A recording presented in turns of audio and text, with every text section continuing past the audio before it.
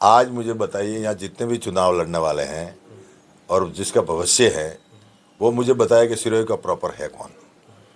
मैं समझता हूँ कि आदर्श कोऑपरेटिव सोसाइटी का जो मामला है वो सिरोही जिले के लिए बहुत ही बड़ा मुद्दा है। मैं न तो संचालक मंडल में हूँ और न था, और न जैसे ये बातें कई भी तरह की करते हैं, ऐसे मैं अपने देखना चाहूँ तो ये जो आज जो बात कर रहे हैं ये सब वहीं मिलते थे, उनसे ही मिलते थे। नमस्कार, मैं हूं शरद टाक। आप देख रहे हैं मेरा फेसबुक और यूट्यूब चैनल। आज हमारे बेबाक सवाल खास पेशकश में हमारे साथ हैं पूर्व विधायक ओटाराम देवासी। हम उनसे बात करते हैं। ओटाराम जी, पिछले जो 5 साल आप सत्ता से बाहर रहे हैं, तो इस दौरान जो निर्दलीय विधायक की परफॉर्मेंस रही, इसे आप कैसे देखते हैं? मैं समझता हूँ कि जिस तरह से ये निर्दलीय विधायक ने जो मैंने काम कराए थे उससे ज़्यादा इसने काम नहीं कराए, और जिस तरह से पूरे विधानसभा क्षेत्र में जो डेवलपमेंट और विकास के कार्य भारतीय जनता पार्टी की सरकार में हुए थे, उसके बाद में इन्होंने जो काम किए हुए थे उसको रिपीट किया है। उससे ज़्यादा काम इन्होंने किया नहीं। फिर लोगों के अंदर एक तो जो मैंने काम किए थे उसमें हमारा ये लक्ष्य नहीं था कि हम इसकी ज़्यादातर मार्केटिंग करें, ऐसा हमारा लक्ष्य नहीं था। हमने कहीं बोर्ड नहीं लगाए, हमने कहीं ऐसा नहीं किया। इन्होंने जगह जगह बोर्ड लगाए, इसकी मार्केटिंग की, ये था, दूसरा कुछ नहीं। आप कह रहे पिछले 5 साल में कोई काम नहीं हुआ, तो फिर 5 साल में आपने सरकार को घेरने का कौन सा काम किया ऐसा? ऐसा है कि हम जगह जगह हमारी जो समस्या थी भारतीय जनता पार्टी की तरफ से जगह जगह हमने कलेक्टर और उनसे बात भी की, परंतु जिसकी सरकार होती है तो प्रशासन भी उसका ही होता है। तो ऐसा हमने विरोध तो दर्ज कराया, हर क्षेत्र में करवाया, कि कहाँ नहीं करवाया। हमारी कोशिश रही कि हमारा विरोध जहाँ भी दर्ज करवाना था करवाया था। कि जो सरकार थी, आप विधायक थे, तो आपके 5 काम बता दिए जो आपकी विजन के थे। मेरे विजन के ये काम थे कि सबसे बड़ा काम था हमारा जितनी भी रोडें हैं थी, जैसे आपके जावाल से लगाकर हरजी तक की रोड थी, वो माननीय मुख्यमंत्री पूर्व मुख्यमंत्री वसुंधरा जी के शासन में हुई थी। उसके बाद में जैसे ये देवनारायण योजना का था वो था। उसके बाद में जैसे पेयजल वाली बत्तीसा नाला वाली थी, तो बत्तीसा नाला मेरे टाइम में ये तो हुआ। सरकार के काम थे। आपके विजन के कौन से काम हुए? जैसे कि विधायक श्याम लोढ़ा जी ने अपने विजन का काम किया, रिवर फ्रंट बनाया, यहाँ पर चौराहे बनाए और मांडवा में खेल देखो ऐसा स्टेडियम है लेके कि आए। विजन का काम पूछ रहा हूँ। आप विजन, 5 के आपके विजन कौन से? उनके विजन के काम दिखे रहे। मैं आपको बता रहा हूँ कि जैसे विजन की बात करते हैं तो कलेक्टर वी सरवंत थे, उस समय खेल मैदान के जमीन आवंटन की फाइल मेरे टाइम से चली थी। मिनी चचेवाला वाला मेरे टाइम में चला था। ऐसे करके कृषि मंडी वाला था, वो मेरे टाइम में चला था। ऐसे करके आने वाले समय में जितने काम थे करीब करीब वो काम मेरे टाइम में थे। आप कह रहे हो जावाल रोड बनाया, तो जावाल रोड तो 2 जिलों को जोड़ने की मुख्य सड़क है, तो पीडब्ल्यूडी का काम है, ये तो होना ही है। नहीं, जोड़े कैसे है? जोड़े क्या, उन्होंने थोड़ी जोड़े। जब हमारी सरकार थी और 2017-18 में हमने उसके लिए पहले फेज में 15 करोड़ रुपए सैंक्शन किए थे, उसके दूसरे फेज में 14 करोड़ थे, ऐसे करके किया था। उसके बाद में एक जो अपने वहाँ अपने रोवाड़ा घाटा वाला था, तो रोवाड़ा घाटा भी उस समय फॉरेस्ट थी, डिफॉरेस्ट उस समय हुई थी, और 3 करोड़ 33 लाख रुपए उसमें सैंक्शन हुए थे, परंतु वो 18 था और चुनाव जाने के बाद में फिर वो ये तो सर विधायक के विजन के सवाल पूछ रहा हूँ मैं। ये तो सरकारी काम है सर। तो जितने भी विजन थे हमारे ही थे ना। वो विजन जैसे कौन से थे? बत्तीसा नाला वाला हमारा विजन नहीं था। जो पहले पानी लाने का जो हमारी समस्या थी वो हमारा था। उसके बाद में जैसे कृषि मंडी वाला, देश आज़ादी के बाद में कृषि मंडी थी नहीं, तो कृषि मंडी वाला हमने किया था। ऐसे करते करते जैसे मिनी सचिवालय वाला था, तो वो हमारे समय प्रस्ताव हुआ था। उसके बाद में जैसे खेल मैदान वाला था, तो कई कलेक्टर वी सरवण के थ्रू हमने वो प्रस्ताव बढ़ाया था। ये काम तो किए ही थे। आपके पार्टी के लोग कहते हैं कि आपकी निर्दलीय विधायक के विरोध करने में जो सक्रियता रही वो ना के बराबर रही है। ऐसा नहीं था। हमारा भी ये था कि जिस तरह से निर्दलीय विधायक था, तो जिस तरह से उसके काम थे, तो मैं समझता हूँ कि हमारी टाइम में जो काम हुए थे वो एक अलग ही काम थे।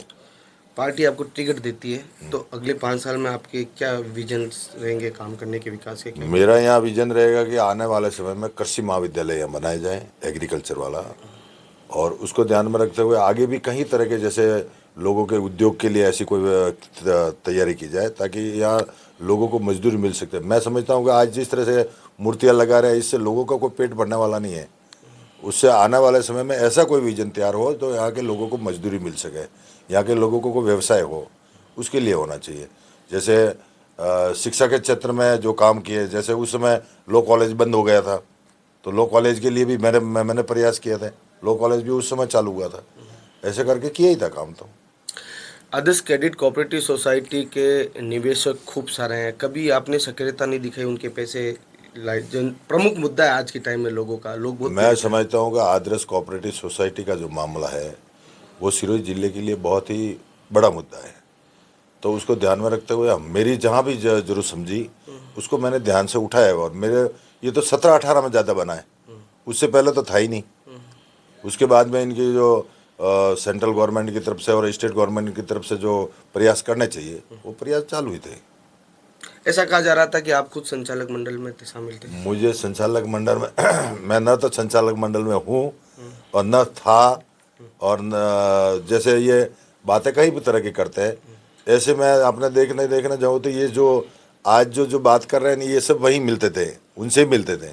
मैं तो 2008 में आया हूँ यहाँ, और 2008 से लगाकर मैं किसी मंडल में या मेरे नाम का कोई बैंक अकाउंट या मेरे नाम की कोई चीज़ है नहीं। और अगर मेरे खिलाफ अगर कोई एफआईआर, मैं वो संचालन मंडल में था तो जिस तरह से सबके खिलाफ एफआईआर दर्ज हुई तो मेरे खिलाफ भी होती।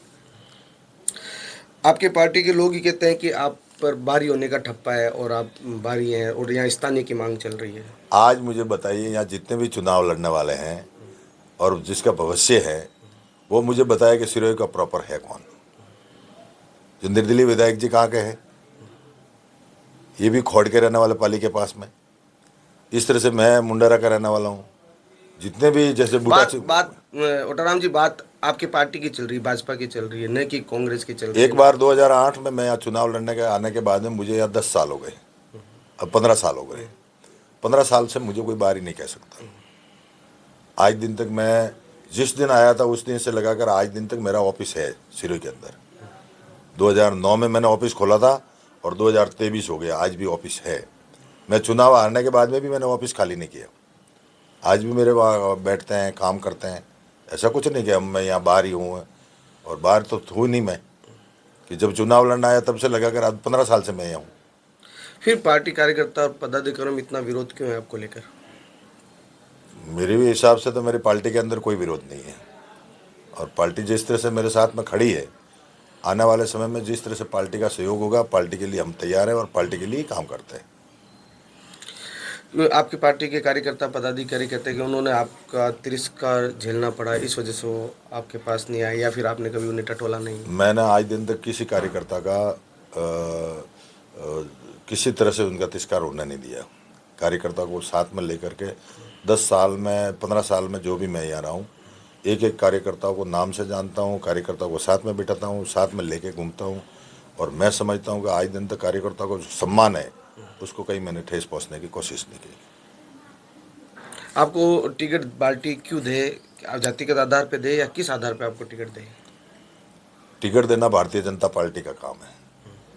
पहले भी मुझे जो टिकट दिया तो भारतीय जनता पार्टी ने दिया, आगे भी अगर भारतीय जनता पार्टी जो भी उसका निर्देश होगा उसको ध्यान में रखते हुए हम आगे बढ़ेंगे। परंतु आज दिन तक टिकट देना नहीं देना वो भारतीय जनता पार्टी का काम है, और भारतीय जनता पार्टी जो देगी उसको हम स्वीकार करेंगे। तो आप हैं ओटाराम देवासी, पूर्व विधायक, जो आज हमारे बेबाक सवाल में खास पेशकश में अपने तमाम सवालों के जवाब दिए जो जनता चाहती थी।